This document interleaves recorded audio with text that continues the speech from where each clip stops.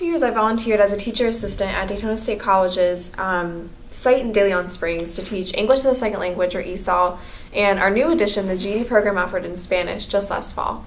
The classroom has always been a safe place for the students, not just to learn English or GED, but also to talk about sensitive topics that in an open environment like immigration policies, current events, and gender roles in society. And so you said that you have a campus that's a minute and a half away from your house. Yes, I do. So what makes you drive all the way out here to De Leon Springs to teach? It's a need. It really is about a need that we have out here. They had been trying to start a program out here in this area because of primarily the Mexican community for some time here with the church. And the burden of coming out here, number one, was a problem. A lot of teachers was like, that's not cost effective for them. The second thing was that we don't have your traditional supports out here. I mean, you walk out here and it's a building and a couple of whiteboards, and when we first got here, that was it. This population, like all populations, but this population is very, they can be real cynical sometimes about their outside world.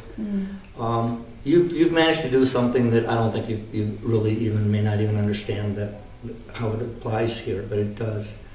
For them, a lot of the connection to, especially American, white, the other America that's out there to them is antagonistic.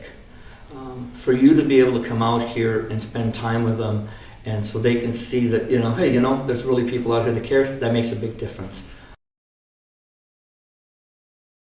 I think Miguel has been a really great mentor for me personally to learn how to work with students and how to handle diversity, and to really embrace and promote that we're all people, and that even in the classroom we can all learn from each other.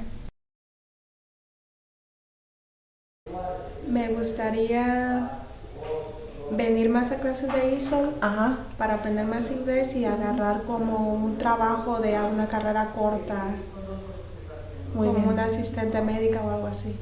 Pues me gustaría agarrar una carrera como mecánico. La verdad, buscar trabajo.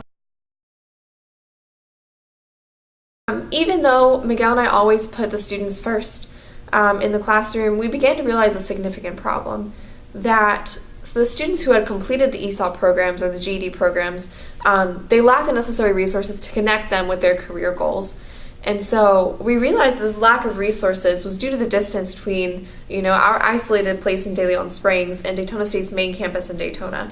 And so we decided that we needed to bridge this gap somehow. We needed to bring the guidance counselors, the transition specialists, all the resources that students need to De Leon Springs. And so for my Junior Legacy project, I'm working with Miguel to meet one-on-one with the students to begin this conversation about what are your professional goals, what are your personal goals, what do you hope to get after the program, what do you see in front of you, because no one's having these conversations with these students, and it's really time that they begin.